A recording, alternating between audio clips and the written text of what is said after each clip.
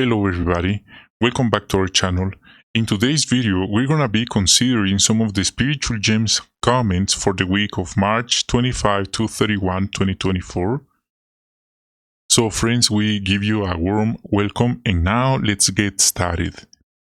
For this week, we have the Bible reading of the Psalm 22. This is the only chapter for this week. And let's begin with the first question, and it comes from the Psalm 22:22. Let's take a look at this verse. It says, I'll declare your name to my brothers. In the midst of the congregation, I'll praise you. So, according to this passage, in what two ways can we imitate the psalmist today? We have two ways. One way is by being present for the singing of kingdom psalms. Singing praises to Jehovah with the right attitude is one very good reason to arrive early at our meetings and to stay till the end. Okay, and another way is offering comments. For example, comments that demonstrate how to overcome or avoid problems strengthen the determination of our brothers to follow Bible principles. Comments that explain cited but not quoted Bible texts or that incorporate thoughts gleaned from personal research may encourage others to develop better study habits. Okay, and we have these two ways to imitate the psalmist today, declaring the name of God in the midst of the congregation. Okay, now let's move on to the next question, the second one.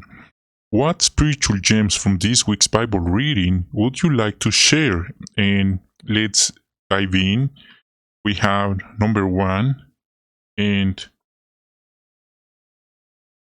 Psalm 22 verse 1, this verse says, my God, why have you forsaken me? Why are you far from saving me, far from my cries of anguish? So, it would be wrong to conclude that Jesus quoted these words because he was disappointed or because he had a momentary lack of faith. Jesus fully understood the reason why he needed to die, and he was willing to do so. He also knew that at the time of his death, Jehovah would need to remove any protective hedge from around him. Jehovah thus allowed Jesus to prove beyond any doubt that he could remain faithful no matter what the circumstances of his death. Okay, now the same verse, the same passage, but we add 24, verse 24. David's question didn't reveal a lack of faith also. After raising the question, he went on to express confidence in Jehovah's saving power, and Jehovah continued to bless him. Similarly, even though Jesus, the son of David, was suffering on the torture stake, this didn't mean that Jehovah no longer approved of Jesus. In other words, if we are under trials, it doesn't mean we don't have Jehovah's approval.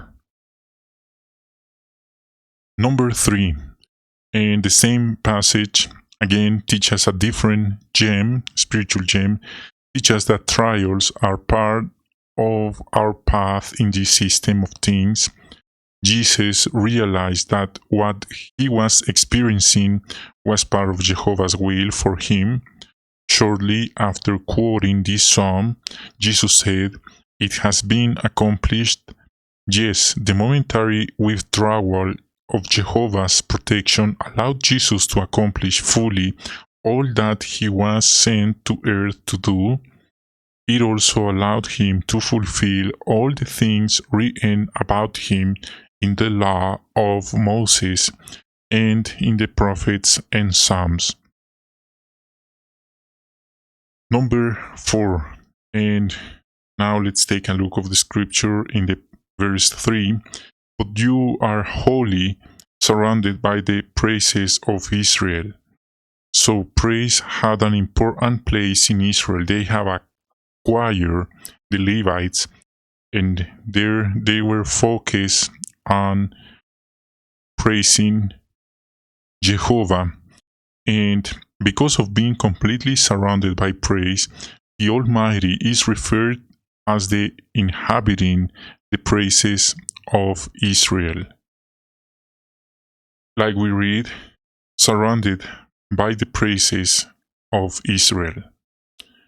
Number 5, and now verse 6, chapter 22. But I'm a worm and not a man, scorned by men and despised by the people. This psalm is related to the prophecy of Isaiah 53, which speaks about that the truly Messiah would be despised by the people. King David was also despised by many people, including his family. Actually, the Bible says that when Jesus was starting his assignment, his brothers, they didn't believe in him. And was the same with King David when he was a teenager. His family, they didn't believe in him. But the interesting and main point is Jehovah had confidence in him and also in his beloved son. And this motivates us, although others don't have confidence on us that we'll reach our spiritual goals. The important matter is that Jehovah has confidence on us, and we just have to lean on him, working hard and wait for his perfect time. What beautiful and encouraging gem is this. Okay, number 6, we have verse 7, and this passage says, although sin me, mock me, they sneer and shake their heads in derision. So this makes us think about what our reaction is when we see others in our family, in congregation, for example, and what's their reaction when they see us coming. Are we happy to see them? Are they happy to see us? There are those who feel different, who have different reactions when they see others.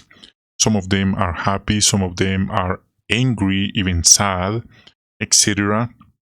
But this psalm mentions a different reaction. When they seen, they were laughing and mocking of him.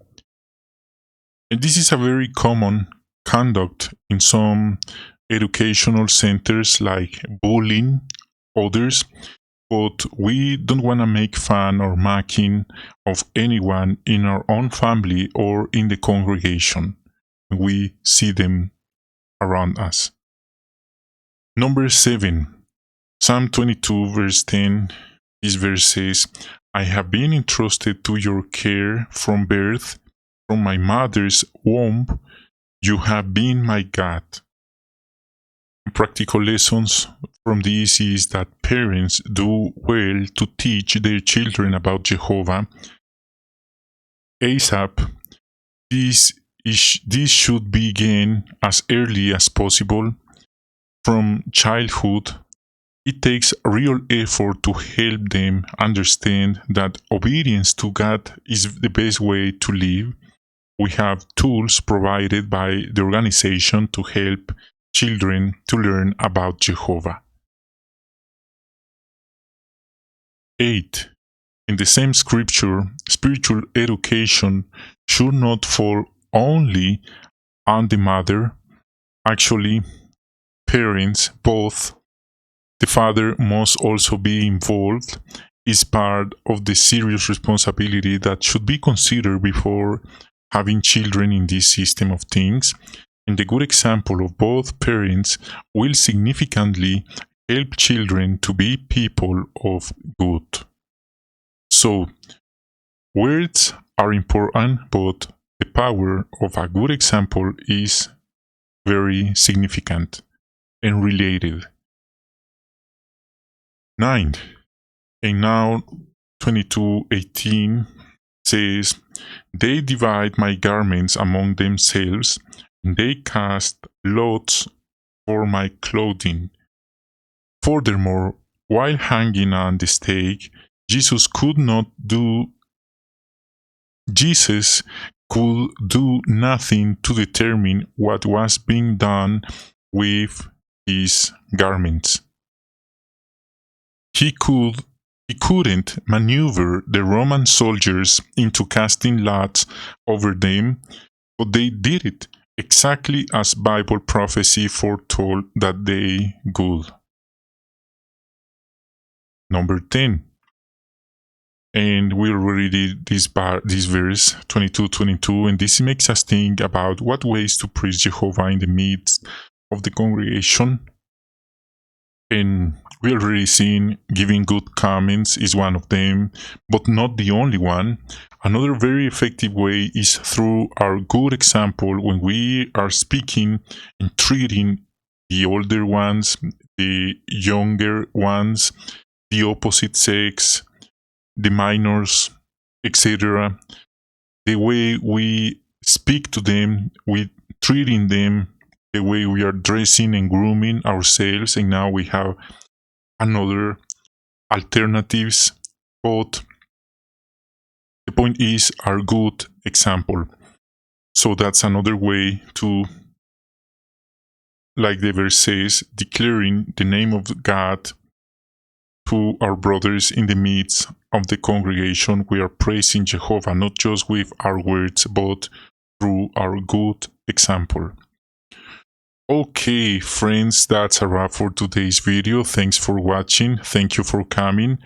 And we wanna invite you to subscribe to our channel and hope to see you in a next video. So have a lovely day and see you next time.